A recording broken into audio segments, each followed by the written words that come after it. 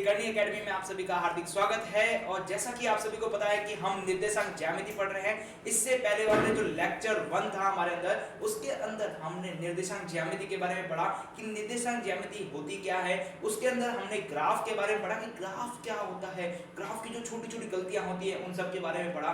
और निर्देशांक ज्यामिति के अंदर हमने किसी भी पॉइंट को प्लॉट करना है, मतलब पॉइंट को हमें दर्शाना है, उस बिंदु को दर्शाना है, तो उसके लिए हमने निर्देशांक पढ़े। उसके साथ साथ हमने चतुर्थांश के बारे में भी जाना कि चतुर्थांश क्या होता है। जैसे कि हमारे पास एक ग्राफ पेपर होता है, उस ग्राफ पेपर के अंदर हमारे पास 4 चतुर्थांश होते हैं। यदि मैं आप 2D में बात करूं, 2D मतलब 2 अक्षों की बात की जाए यहाँ पर, तो 2 अक्षों में मुझे कितने चतुर्थांश मिलते हैं? 2 अक्षों में मुझे 4 चतुर्थांश मिलते हैं। तो इसलिए हमने इस सब के बारे में जाना। तो आज हम निर्देशांक ज्यामिति में थोड़ा सा और आगे बढ़ रहे हैं, जो हमारा इस चैप्टर से रिलेटेड है। इससे पहले जो चीजें पढ़ी थी वो हमारी सब बेसिक चीजें थी कि बेसिक में ग्राफ कैसे बनता है, ग्राफ में कौन कौन सी गलतियां होती है, यदि एग्जाम में किसी भी टाइप का ग्राफ आ जाए तो ग्राफ कैसे बनाते हैं, और यदि उससे रिलेटेड हमें कोई भी क्वेश्चन पूछ ले, जैसे भुज कोटि किसे कहते हैं, आप जब एनसीईआरटी की बुक पढ़ेंगे या फिर आप आरबीएससी की बुक पढ़ेंगे, जब आप उसका पहला चैप्टर स्टार्ट करेंगे निर्देशांक ज्यामिति का, तब आपको भुज और कोटि से रिलेटेड बहुत सारे क्वेश्चंस मिलने वाले हैं।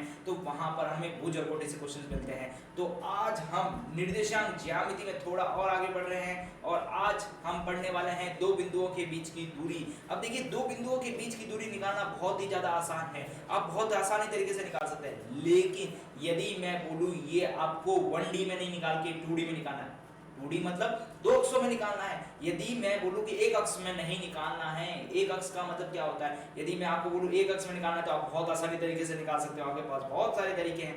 लेकिन यही चीज मैं बोलूं कि मुझे 2 अक्षों के बीच में निकालना है, तो 2 अक्षों के बीच में कैसे निकालेंगे हम वो सब पढ़ेंगे। लेकिन हम सबसे पहले क्या स्टार्ट करने वाले हैं, केवल एक अक्ष से। एक अक्ष से जब हमें पता चल जाएगा कि एक अक्ष से दूरी कैसे निकाली जा सकती है, तो वहीं से हम क्या करेंगे, थोड़ा सा डबल कर देंगे तो 2 अक्षों के बारे में हो जाएगा। तो वो भी फॉर्मूला पढ़ेंगे, लेकिन पहले हम एक अक्ष को समझते हैं कि एक अक्ष से दूरी कैसे निकालते हैं। जैसा कि मैं आपको इस डायग्राम के थ्रू समझाऊं कि हम क्या पढ़ने वाले हैं यहाँ पर, दो बिंदुओं के बीच की दूरी। तो यहां पर देखिए, एक हमारे पास बिंदु ये रहा और एक बिंदु ये रहा, ठीक है। तो आप क्या करेंगे, इस बिंदु को A मान लेंगे और इसको क्या मान लेंगे, बिंदु B, और इन दोनों के बीच की दूरी निकालनी है। तो आपके पास एक अक्ष के लिए आपके पास मेजरमेंट मीटर्स होते हैं, बहुत सारे तरीके होते हैं। तो आप बहुत आसानी तरीके से निकालते हैं। कैसे निकालते हैं कि आप इस पॉइंट को मान लेते हैं 0 और उसके बाद में आप नंबर स्केल रखते हैं। अब देखिए, नंबर स्केल मतलब आपके पास स्केल होती है, उससे आप मेजर कर सकते हैं,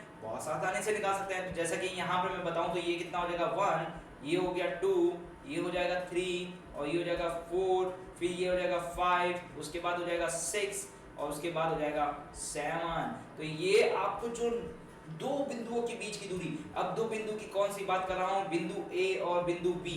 बिंदु A मतलब ये हमारा हो गया बिंदु A और ये हो चुका है हमारा बिंदु B। तो बिंदु A और बिंदु के बीच की दूरी हमें कितनी मिल गई है, 7 मिल चुकी है। तो ये तो हो गया बहुत आसानी तरीके से, क्लियर हो गया। तो आप बहुत आसान तरीके से निकाल सकते हो कि इन दोनों के बीच की दूरी कितनी है, 7 है। और यहाँ पर कितनी अक्ष है हमारे पास, यदि मैं अक्ष की बात करूं तो यहां पर मेरे पास केवल एक अक्ष है और उस अक्ष को क्या बोलेंगे, एक्स अक्ष। तो यहां पर हमें बहुत आसानी तरीके से निकाल सकते हैं। एक और तरीका बता रहा हूं, देखो एक और चीज बता रहा हूं। जैसा कि मेरे पास एक अक्ष है, यहाँ पर एक और अक्ष है, जैसे मैं यहाँ पे एक अक्ष बना रहा हूँ, यहाँ पर मैं बिंदु कुछ लाइन लिख रहा हूँ। देखिए 0, 1, 2, 3, 4, उसके बाद आ गया है, सॉरी ये हो चुका है 4, उसके बाद हो गया 5 और यहाँ पे चलूँ तो क्या आएगा, माइनस का 1, माइनस का 2, माइनस का 3। अब देखिए मेरे पास जो दो बिंदु है, अब मैं बिंदुओं को थोड़ा सा चेंज करने वाला हूँ। एक बिंदु मेरे नंबर लाइन पे कुछ यहाँ पड़ा है और दूसरा बिंदु यहाँ पड़ा है। अब मैं बोलता हूँ इन दोनों बिंदुओं के बीच की दूरी निकालिए। देखिए इन दोनों बिंदुओं का नाम दे देते हैं x और y। तो मुझे निकालना है x और y के बीच की दूरी निकालनी है। तो आप x और y के बीच की दूरी कैसे निकालेंगे, आप क्या करेंगे, x का जो स्थान है और y का जो स्थान है, उन दोनों के बीच का स्थानों का गैप कितना है, मतलब उन दोनों के बीच के स्थानों की जगह कितनी है, आप उनको गिन लेंगे और आप बहुत ही आसानी तरीके से निकाल सकते हैं। जैसे मैं यहाँ पर देख रहा हूँ, देखिए ये हो गया 1, यहाँ हो गया 2, उसके बाद हो गया 3, उसके बाद हो गया 4 और उसके बाद हो गया 5। तो इसका मतलब क्या हुआ, x और y के बीच की दूरी कितनी है, 5 नंबर। ठीक है, अब देखिए यदि मैं यहाँ पर x और y को हटा दूं, क्योंकि अभी मैं जो चीज सिखाने वाला हूँ उसमें आपको थोड़ी कंफ्यूज हो जाएगी, तो यहाँ पर मैं इसका नाम बदल के p और q रख रहा हूँ। तो p और q के बीच की दूरी आप कितने बोलेंगे, 5 है। ये तो हो गया है बहुत आसान, क्योंकि यहाँ पर जो आपकी दूरियां निकालनी है वो तो हो गई है बहुत छोटी छोटी। अब मैं बोलता हूँ एक बिंदु 700 पे है, एक बिंदु 800 पे है और एक बिंदु माइनस के 700 पे है, तब आप उन दोनों के बीच की दूरियां कैसे निकालेंगे, इन तीनों के बिंदु के बीच की दूरियां कैसे निकालेंगे। तो वहां पर आपको एक एक नंबर गिनने की बहुत मुसीबत हो जाएगी।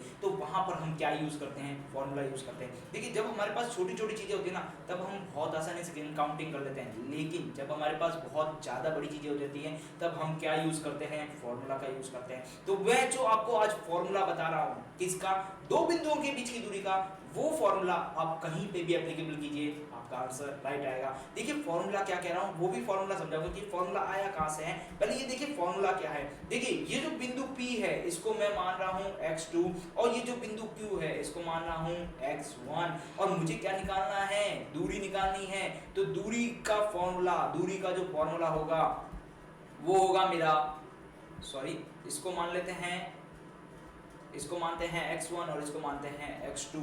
तो यहाँ पर मेरे पास जो दूरी का जो फॉर्मूला होगा वो क्या होगा, x2 माइनस x1 और इसके आगे लगा रहा हूँ मैं मॉड। अब देखिए ये मॉड का मतलब क्या होता है कि हमारे बीच की जो दूरियां होती है वो हमेशा क्या होती है, धनात्मक होती है। तो ये जो बॉक्स बना हुआ है इसका मतलब ही यही होता है कि जो दूरी है वो धनात्मक में है। तो यहाँ पर आपको कंफ्यूजन नहीं होना चाहिए कि सर ये जो आपने दो डंडी खड़ी की है ये क्या है। इसका मतलब क्या है, यदि आपकी दूरी ऋणात्मक आती है तो भी आपको उसको क्या लेनी है, धनात्मक लेनी है, मतलब उसका साइन आपको नहीं लेना है एंड तब। क्योंकि देखो मैं यहाँ से बोलता हूँ कि मेरे यहाँ से जो है 5 किलोमीटर की दूरी पर कोई जगह है, मतलब मेरा मकान जो है यहाँ से 5 किलोमीटर पे है, तो वो जो 5 किलोमीटर होगा वो धनात्मक में होगा। कभी ऐसे बोलूंगा कि -5 किलोमीटर चल के मैं अपने घर जाता हूँ, तो ये कभी नहीं होता है। तो दूरियां हमेशा क्या होती है, धनात्मक होती है। तो उस धनात्मक को दर्शाने के लिए हम यहाँ पर बॉक्स दर्शाते हैं। क्लियर हो गया आपको, दूसरी चीज, सॉरी अब देखिए मैं आपको जो चीज समझाने जा रहा हूँ कि ये x2 और x1 कैसे लिखा है और इससे जो आंसर आया है वो कैसे आया है। देखिए मैं क्या कहने वाला हूँ,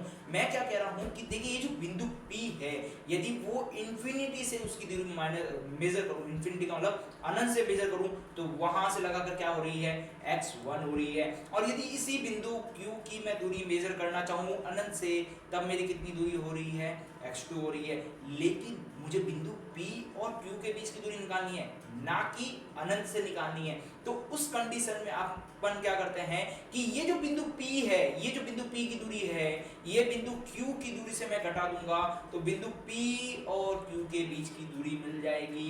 तो यहाँ पर मुझे क्या मिला है कि बिंदु P और Q के बीच की दूरी निकालनी है, तो बिंदु Q का स्थान और बिंदु P का जो स्थान है उन दोनों को आपस में घटा दूं तो मेरे पास आंसर आ जाएगा। देखते हैं यहाँ पर हमारे आंसर क्या आ रहा था, यहाँ पर हमारा जो आंसर आ रहा था वो आ रहा था 5। एक बार वापस गिन लेते हैं, देखिए 1 2 3 4 और 5, तो इसका मतलब इसका जो आंसर आ रहा है वो 5 आ रहा है। अब एक बार फॉर्मूले से भी चेक कर लेते हैं क्या हमने ये जो फॉर्मूला बनाया है ये सही है या नहीं। तो फटाफट चेक कर लेते हैं। देखिए क्या चेक करना है, x2 का स्थान रखना है, x2 कितने पर है, 3 नंबर पे, फिर माइनस का साइन, उसके बाद x1 कितने नंबर पे है, वो है -2 पर, और ये हो गया मॉड। अब देखिए ये हो चुका है 3, ये माइनस माइनस हो गया है प्लस का 2, तो यहाँ पर जो आंसर आया है वो आया है 5। और जब हमने कैलकुलेशन की थी पहले मैनुअली, तब भी हमारा आंसर क्या आ रहा था, 5 आ रहा था। इसका मतलब ये जो हमने फॉर्मूला बनाया है, हमने जो भी फॉर्मूला बनाया है ये फॉर्मूला राइट है। इसका मतलब जब कभी भी हमें दो बिंदुओं के बीच की दूरी निकालनी है तब हम यही फॉर्मूला लगाएंगे। कौन सा, x2 माइनस x1, दो बिंदुओं के बीच की दूरी। अब देखिए यदि यही चीज हमें मिल जाती y के अक्ष में, देखिए y के अक्ष में मिल जाती, तब हम क्या करते। देखिए अब मैं निकालने वाला हूं, ये मेरे पास y अक्ष है, इस y अक्ष पे मैं आपको नंबर लिख के दे रहा हूं। यहाँ पर हो गया है 0, यहाँ 1, फिर वापस 2, फिर हो गया है 3 और ये हो चुका है 4। नीचे चलते हैं तो क्या आएगा, माइनस का 1, माइनस का 2, माइनस का 3 और माइनस का 4 हो गया है। ये हो चुका है y अक्ष और ये हो चुकी है हमारा y डैश अक्ष। और यहाँ पर मैं अब दो बिंदुओं को दर्शाने वाला हूँ कि मेरे पास जो दो बिंदु है वो कहाँ कहाँ पर है। देखिए एक बिंदु 2 पर है और दूसरा बिंदु -3 पर है। अब मुझे इनका क्या निकालना है, दूरी निकालनी है। तो इसका पहले नाम दे देते हैं कि इसका नाम फिर से वापस P है और इसका नाम क्या है, Q है। और यहाँ पर मैं बोल रहा हूँ कि ये मेरे पास y2 है और ये मेरे पास क्या है, y1 है। अब देखिए जो सबसे इंपॉर्टेंट चीज है यहाँ पर आपको सीखनी पड़ेगी, वो एक चीज ये है कि यहाँ पर आप y2 और y1 आप किसे भी मानिए, आपका आंसर हमेशा सही आएगा। बस आपको साइन को चेंज नहीं करना है। साइन को चेंज करने का मतलब क्या है, यहाँ पर y1 की वैल्यू कितनी है, -3, तो वहां पर भी -3 रखना है। यदि यहाँ पर y2 की वैल्यू -3 होती तो y2 की वैल्यू भी -3 रखनी है। इसका मतलब आप इस फॉर्मूले को कैसे भी यूज करें, आपका आंसर हमेशा सही आएगा। आप चाहे इसको y1 माने, किसी को भी y2 माने, आपका आंसर ऑलवेज सेम आएगा। तो अब देखिए यहाँ पर भी हमें क्या निकालनी है, दूरी निकालनी है। क्या निकालनी है, दूरी निकालनी है। ये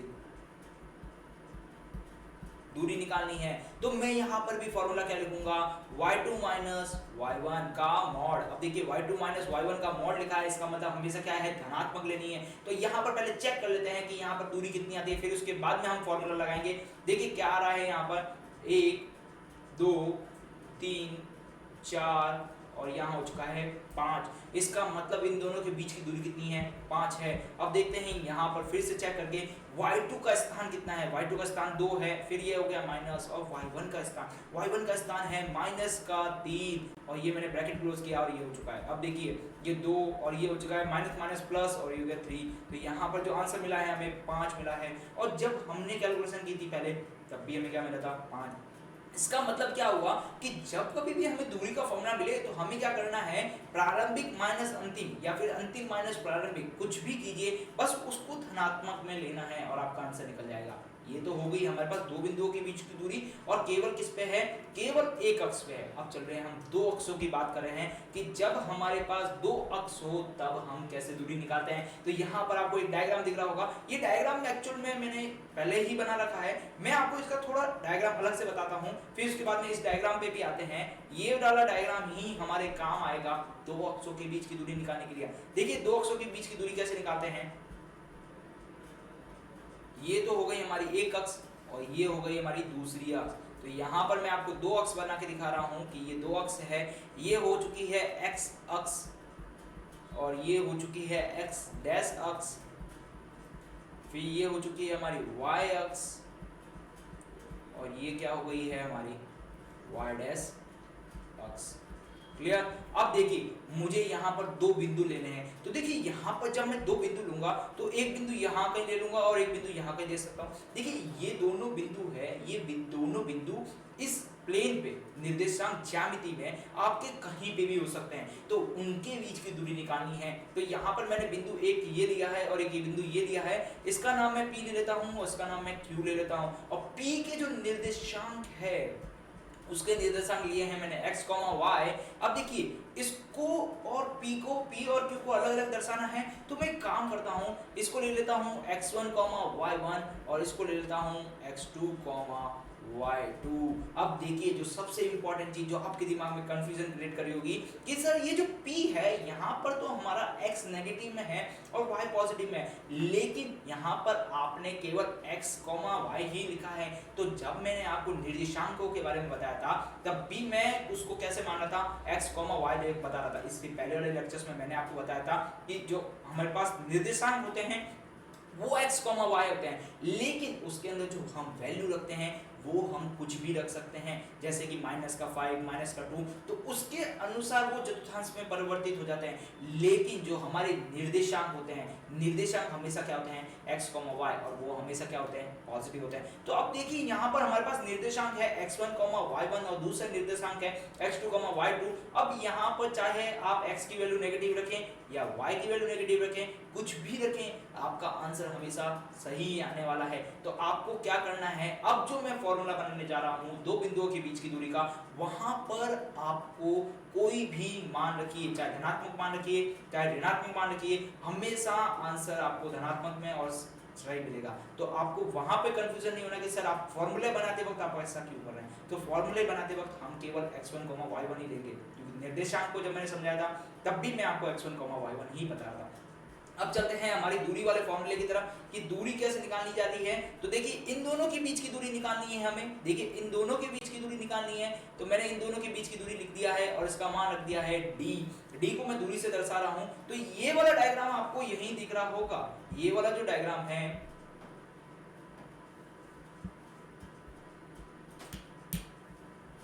ये वाला डायग्राम जो दिख रहा है आपको यहाँ पर दिख रहा होगा। देखिए ये हमारे पास बिंदु P है और ये हमारे पास बिंदु Q है। तो ये जो बिंदु P और बिंदु Q है, यहाँ पर आपको प्रथम चतुर्थांश के द्वारा समझाया जा रहा है, लेकिन इससे कहीं भी आपको फर्क नहीं पड़ेगा कि किसी भी चतुर्थांश में आपके बिंदु हो, आपका आंसर हमेशा राइट आएगा। तो हम केवल क्या कर रहे हैं, प्रथम चतुर्थांश से ही थोड़ा सा समझ रहे हैं कि ये आंसर कैसे आया है।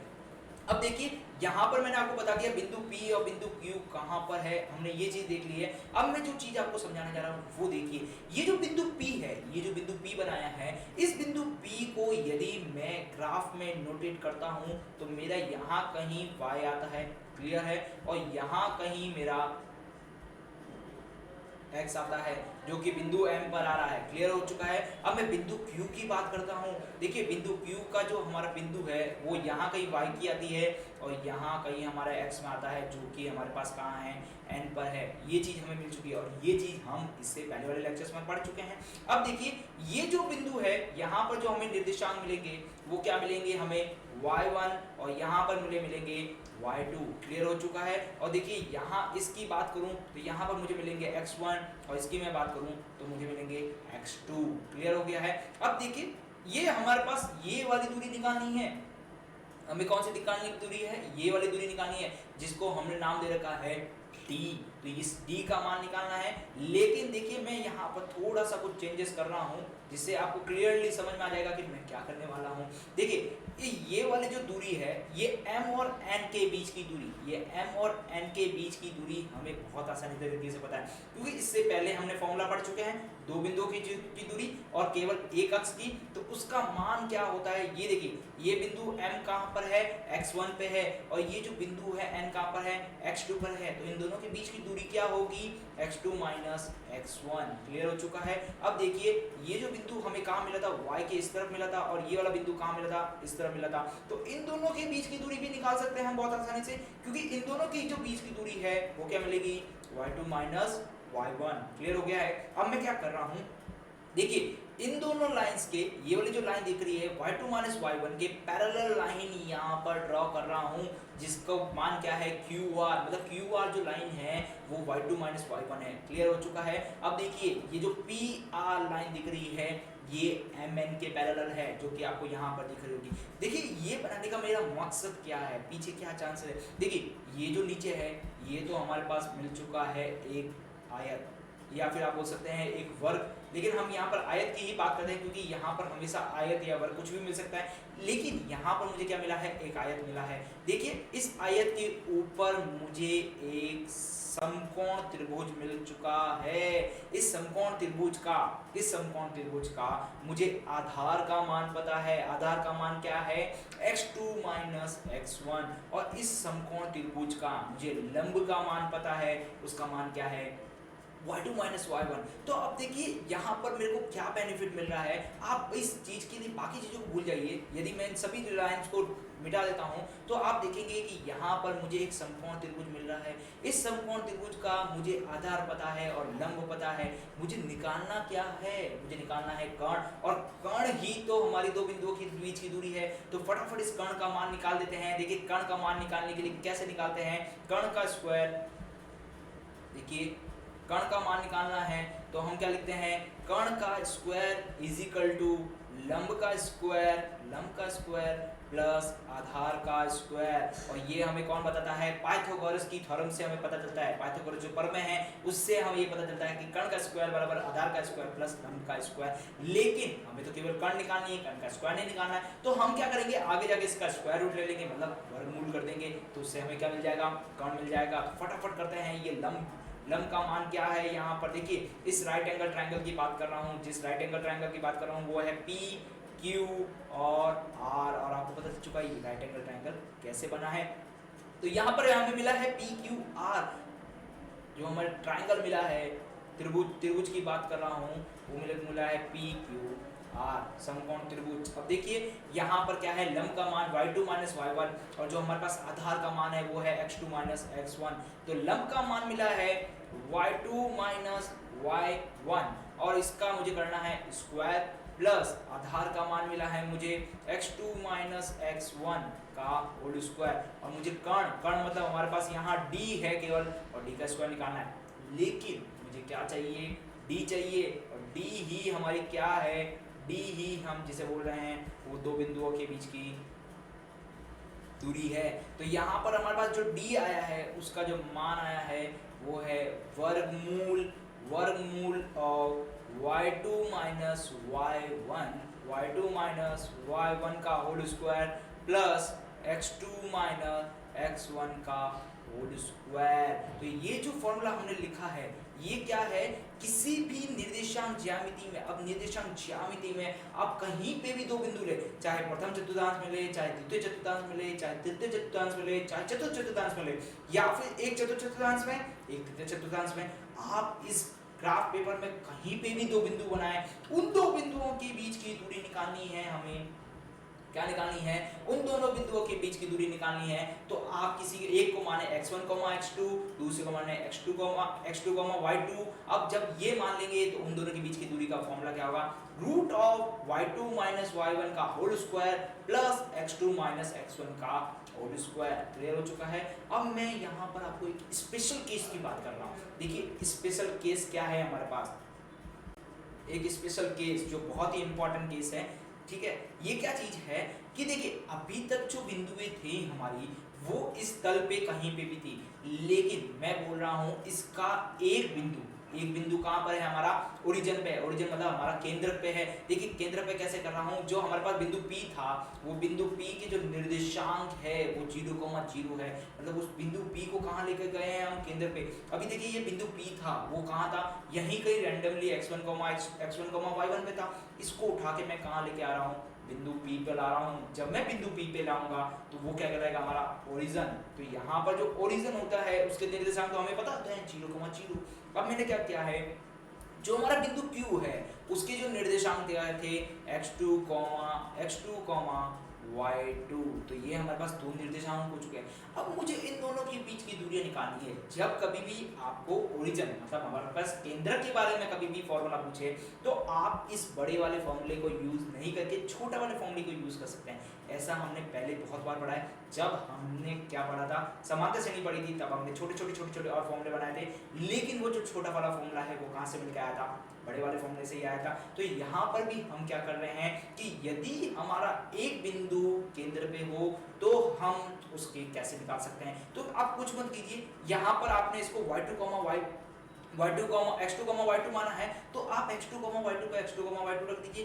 कहाँ पर आपको 0 रखना है, x1, y1 पे रखना है। तो ये हमारे पास फॉर्मूला है। यहाँ पर मैं x1, y1 पे 0 रख रहा हूँ। तो अब देखते हैं क्या आंसर आता है।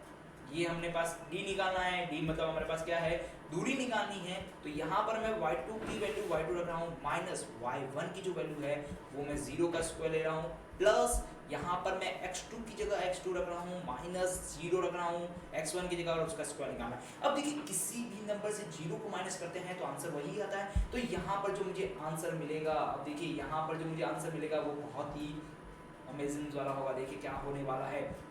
देखिए यदि मैं किसी को 0 से माइनस करूंगा तो वही बचेगा। तो यहाँ पर मुझे क्या मिलेगा, y2 का स्क्वायर प्लस x2 का होल स्क्वायर, और यही हमारे बीच की क्या है, दूरी। अब देखिए इसको थोड़ा सा अजीब सा लग रहा है कि x2 का स्क्वायर प्लस x2 का स्क्वायर ये लग रहा है, तो इसको थोड़ा सा रिकरेक्ट करते हैं और हम क्या निकालते हैं, दूरी का फॉर्मूला एक और इसको दूरी को क्या लिखते हैं, केंद्र से दूरी। किसकी दूरी, केंद्र से दूरी निकालनी है मुझे।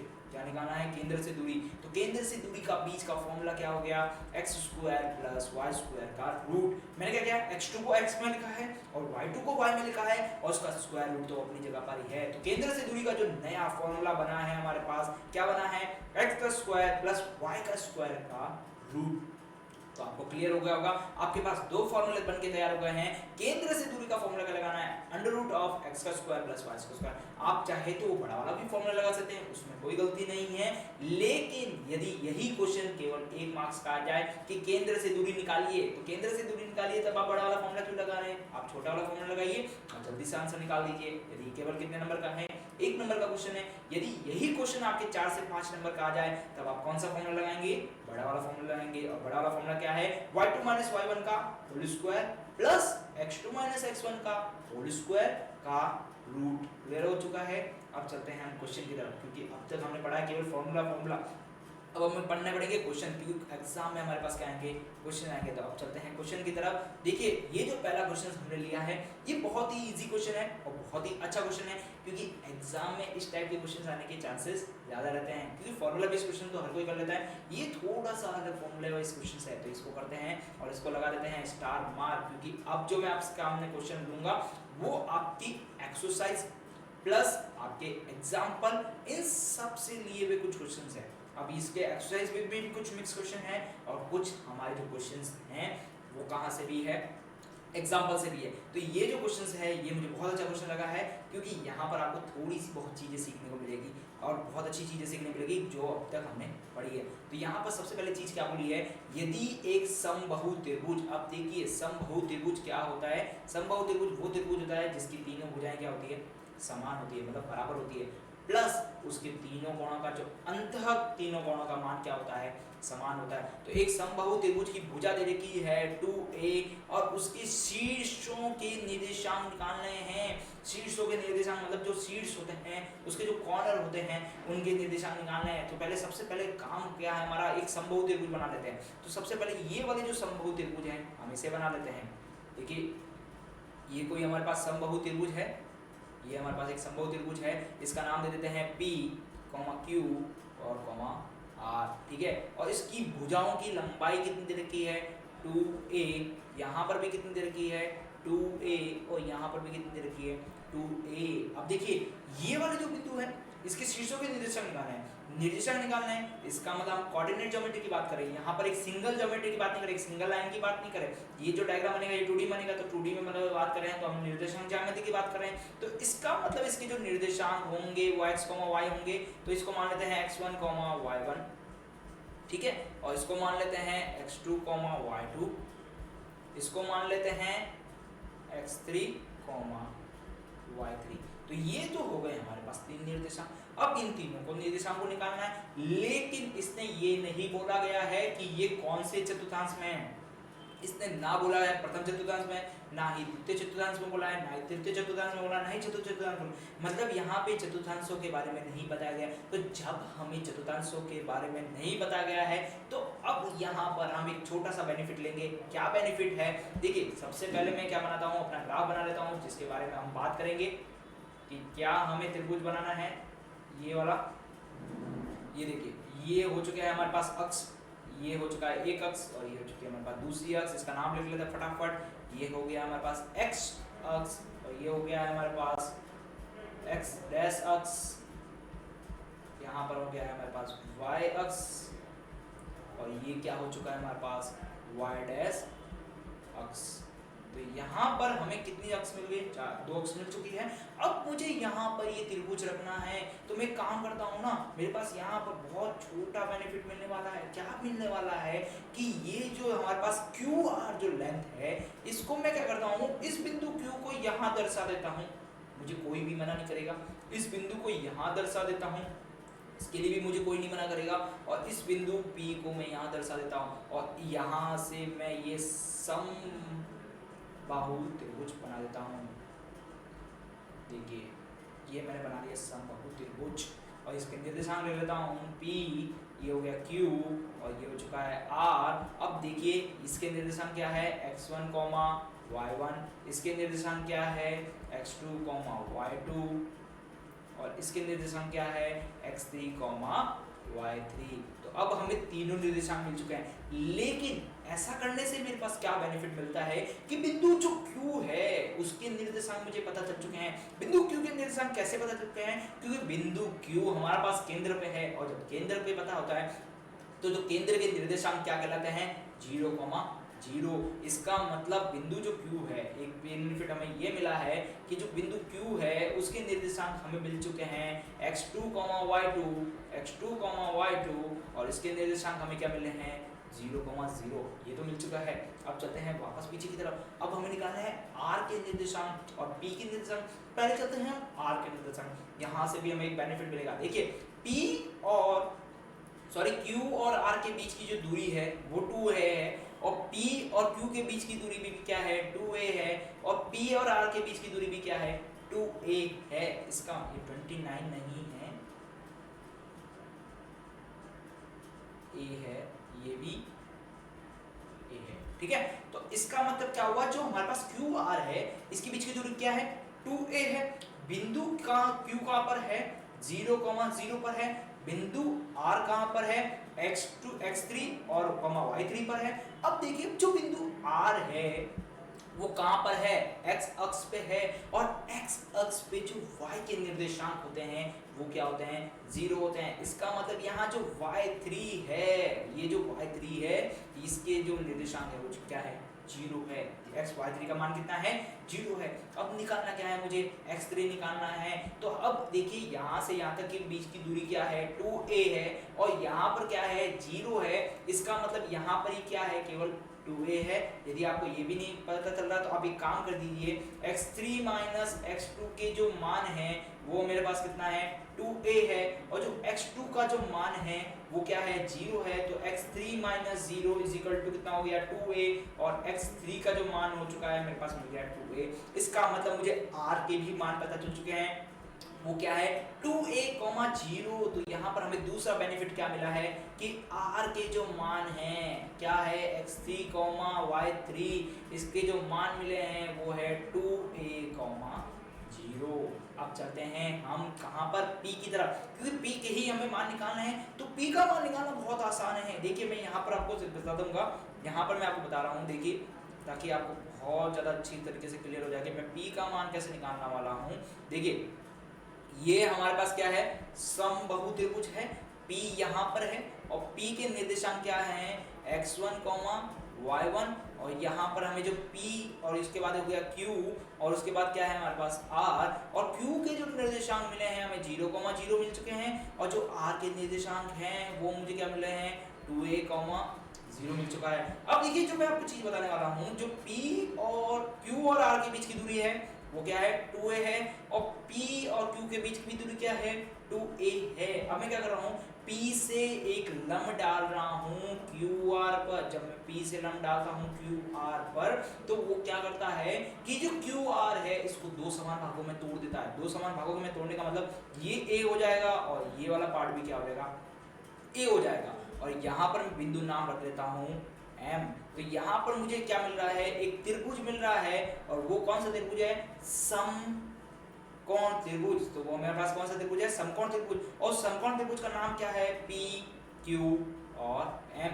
और यहाँ पर P Q M में यदि वापस बनाता हूँ, यदि यही P Q M मुझे वापस बनाना है तो इस P Q M के अंदर कैसे बनाऊंगा मैं इस P Q M को कि देखिए ये तो हो गया है 0,0 और देखिए इस दोनों के बीच की लंबाई कितनी है 2a, यहाँ पर a है ये मुझे नहीं पता तो ये मुझे निकालनी है। प्लस एक और चीज मुझे पता चल चुकी है कि देखिए सर ये वाली जो लेंथ दिख रही है ये वाली जो लेंथ होती है ये तो मेरे पास y एक्सिस की लेंथ होती है और इस y एक्सिस की जो लेंथ है वो यहाँ पर कहाँ कट हो रही है यहाँ पर कट हो रही है 2a पर। इसका सॉरी ये जो लेंथ है हमें क्या मिली है a मिली है, क्या मिली है a मिल चुकी है। तो इसका मतलब क्या हुआ यहाँ पर जो x का जो मान है वो मुझे मिल चुका है a, क्योंकि उस दोनों के बीच की दूरी y अक्ष से इस m की जो बिंदु की दूरी होगी वही तो y अक्ष से p के बिंदु के बीच की दूरी होगी तो वही क्या मिली है a मिल चुकी है। अब मुझे निकालना क्या है बेसिकली ये जो क्वेश्चन मार्क लगा है उसकी लेंथ निकालनी है और वही हमारे पास क्या है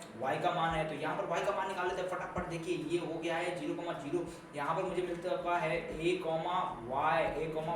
और यहाँ पर मुझे क्या मिल चुका है a,0 ये हो चुका है। अब फटाफट इन दोनों के बीच की दूरी मतलब ये वाली निकाल लेते हैं, क्वेश्चन मार्क निकाल लेते हैं। तो क्वेश्चन मार्क कैसे निकालेंगे कर्ण का स्क्वायर मतलब 2a का स्क्वायर इज इक्वल टू लंब का स्क्वायर जो कि हमें निकालना है। तो लंब का स्क्वायर एक बार क्या करते हैं यहाँ पर लिख लेते हैं लंब और इसका लिखते हैं स्क्वायर प्लस आधार। आधार मतलब क्या लिखा हुआ है, a का स्क्वायर। तो यहाँ पर देखिए 2a का स्क्वायर, 2a का स्क्वायर मतलब क्या होता है 4a का स्क्वायर इज इक्वल टू लंब का स्क्वायर मुझे निकालना है, तो मैं लंब का स्क्वायर अपनी जगह रख रहा हूँ, प्लस a का स्क्वायर की जगह क्या आएगा a स्क्वायर। अब क्या करता हूँ, इस a स्क्वायर को लेके चला जाता हूँ, तो मुझे क्या मिल जाएगा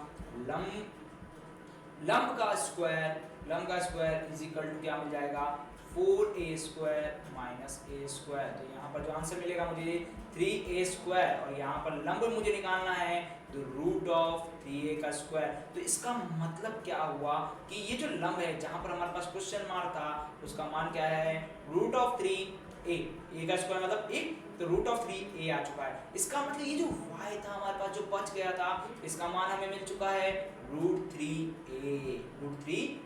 तो यहाँ पर जो p के जो निर्देशांक हमारे बाकी रह गए थे वो हमें मिल चुके हैं। p के निर्देशांक क्या है x1, y1, और इसका जो मान निकला है हमारे पास वो क्या मिला है a, रूट 3a। तो हमें मिल चुके हैं तीनों के निर्देशांक। ये p के निर्देशांक हो चुके हैं, और ये हमारे पास क्या हो चुके हैं Q और R के निर्देशांक हो चुके हैं। तो आपको बहुत अच्छा लगा वो क्वेश्चन, क्योंकि क्वेश्चन बहुत ही इजी है लेकिन थोड़ा सा घुमा के दिया गया है। अब चलते हैं हम अपने अगले क्वेश्चन की तरफ। देखिए अगला क्वेश्चन क्या बोलता है, अगला क्वेश्चन बहुत ही ज्यादा इजी क्वेश्चन है। देखिए इसको इजी क्वेश्चन क्यों बोल रहा हूँ, क्योंकि यहाँ पर हमें दो बिंदु दे रखी है और उन दो बिंदुओं के बीच की दूरी निकालनी है, और उन दो बिंदुओं के बीच की दूरी हम बहुत आसानी से निकाल सकते हैं। कैसे निकाल सकते हैं, देखिए इसको मैं बिंदु P मान लेता हूँ, इसको मैं बिंदु Q मान लेता हूँ। अब जब मैं बिंदु P और Q मान रहा हूँ तो इसको मान लेता हूँ x1, y1, इसको मान लेता हूँ x2, y2। अब देखिए सबसे इंपॉर्टेंट चीज जो मैं आपको समझाने जा रहा हूँ कि यहाँ पर मैंने x2, y2 इस 5, 6 को माना है, यहाँ पर x1, y1 भी मान सकते हैं। इसका मतलब यहाँ पर कहीं पे भी ये नहीं लिखा था। जब मैंने आपको फॉर्मूला बताया था तब भी मैंने आपको ये बोला था कि यहाँ पर हमें कहीं नहीं लिखा हुआ होता है कि आप किसको x1, y1 मानिए और किसको x2, y2 मानिए। तो हमें ये चीज बेनिफिट मिल चुकी है। अब चलते हैं फॉर्मूले की तरफ, फटाफट फॉर्मूला लगा देते हैं। दूरी का d is equal to root of y2 minus y1 का होल स्क्वायर, ये y2 माइनस y1 का whole square plus x2 minus x1 का होल स्क्वायर का रूट, यही हमारे पास फॉर्मूला होता है। अब फटाफट इसके अकॉर्डिंग क्वेश्चन के अकॉर्डिंग वैल्यू रखते हैं, तो फटाफट इसके अंदर वैल्यू रखते हैं। देखिए y2 को इससे कंपैरिजन करेंगे तो कितना आएगा 6 आएगा, 6 माइनस अब देखिए y1 की वैल्यू कितनी है 2, तो यहाँ पर 6 माइनस 2 रखेंगे का होल स्क्वायर आ चुका है, प्लस x2 का मान कितना है 5 माइनस x1 का मान कितना है 2 का होल स्क्वायर। अब चलते हैं थोड़ा और आगे, इसको सॉल्व करते हैं। देखिए 6 माइनस 2 कितना हो जाएंगे हमारे पास 4 का स्क्वायर, प्लस 5 माइनस 2 मतलब 3 का वर्ग। अब देखिए 4 का जो वर्ग करेंगे तो 4 चौक 16 हो जाएगा, प्लस 3 का स्क्वायर करेंगे, 3 का स्क्वायर कितना मिल जाएगा हमें 9 मिल जाएगा, और इन दोनों का जो आंसर मुझे मिलेगा वो कितना होगा रूट ऑफ 25। देखिए एक बार फिर से चेक कर लेते हैं क्या है हमारे पास। देखिए जो हमारे पास देखिए y2 माइनस y1 करना है तो x2 माइनस x1 करना है, तो y2 का जो मान है वो कितना है 6 है, और जो y1 का जो मान है, यहाँ पर हमने एक छोटी सी गलती की है, y1 का जो मान है वो 3 है, तो ये थोड़ा सा गलत हो चुका है, कोई बात नहीं। आपके पास यहाँ x2 भी हो सकता है तो भी आप आंसर निकाल सकते हैं सेम इसी प्रकार से। देखिए क्या हुआ है हमारे पास, जो y1 का जो मान है वो कितना है 3 है, x2 का मान कितना है 5 है, और x1 का मान कितना है 2 है। अब देखिए वापस वही तरीका है हमारे पास, इसको थोड़ी सी कैलकुलेशन करनी है। 6 माइनस 3 करेंगे तो कितना आएगा 3, और 3 का स्क्वायर करना है, प्लस 5 माइनस 2 करेंगे तो भी कितना आएगा 3, और 3 का स्क्वायर करना है। 3 का स्क्वायर हो गया 9, और 3 का स्क्वायर हो गया 9, तो यहाँ पर मुझे मिला है 9 प्लस 9, तो यहाँ पर कितना हो गया है 9 प्लस 9 हुआ है, तो ये कितना हो गया 2 इंटू 9 हो चुका है, 2 गुना 9, 9 दूनी 18, मतलब 9 इंटू 18 हो चुका है। तो ये देखिए रूट ऑफ 18 हो चुका है, क्लियर हो चुका है। अब देखिए मैं यहाँ पर आपको थोड़ी सी चीज़ समझाना जा रहा हूँ कि ये जो दूरी है, ये जो दूरी का मान आया है वो रूट 18 आया है। अब देखिए ये जो दूरी का मान रूट 18 लिखा है, आप रूट 18 में भी छोड़ सकते हैं, इसको थोड़ा सा और सॉल्व कर सकते हैं। कैसे सॉल्व करेंगे, देखिए इसको कैसे सॉल्व करेंगे, 9 रूट 2, ये भी इसका आंसर है। तो आप चाहे ऊपर वाले आंसर पे भी छोड़ सकते हैं और नीचे वाले आंसर पे छोड़ सकते हैं, आपका आंसर का जो मान है, जो मान आया है वो क्या आएगा हमेशा मान आएगा। तो आपको समझ में आ चुका होगा कि दो बिंदुओं के बीच की दूरी हमें कैसे निकाली जा सकती है, वो आप बहुत अच्छे तरीके से निकाल सकते हैं। और यदि आपको आज वाला वीडियो अच्छा लगा है तो इसे लाइक कीजिएगा, अपने सारे दोस्तों में से शेयर कीजिएगा और हमारे इस चैनल को सब्सक्राइब कीजिएगा। और दो बिंदुओं के बीच की दूरी के जो और भी क्वेश्चंस हैं हम उन सबको और अच्छे ढंग से कराएंगे और आने वाले वीडियो में हम और भी बहुत सारी चीज़ें सीखेंगे। और आज हमने क्या सीखा, दो बिंदुओं के बीच की दूरी का फॉर्मूला। और दो बिंदुओं के बीच की दूरी का फॉर्मूला क्या है, root of y2 minus y1 का whole square plus x2 minus x1 का होल स्क्वायर। ये हमारे पास फॉर्मूला है किसी भी दो बिंदुओं की बीच की दूरी का। और आपको आज वाले चैप्टर से रिलेटेड कुछ भी प्रॉब्लम्स आई हो तो आप मुझे कमेंट बॉक्स में लिखिएगा ताकि हमारे आने वाले वीडियो में हम उसे कवर अप कर सके। Thank you.